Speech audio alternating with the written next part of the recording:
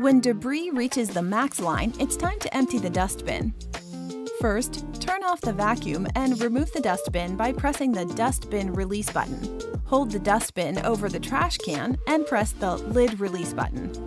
Once emptied, close the lid. After removing and emptying the dustbin, remove the felt and foam filters. Clean the filters with water and let them air dry completely. Replace the foam filter first, then the felt filter. Place the dustbin back onto the vacuum body. If you'd also like to clean the roller brush, detach the vacuum head by pressing the vacuum head release button.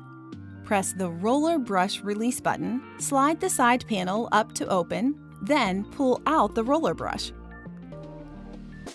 Slide the side panel down to lock it in place.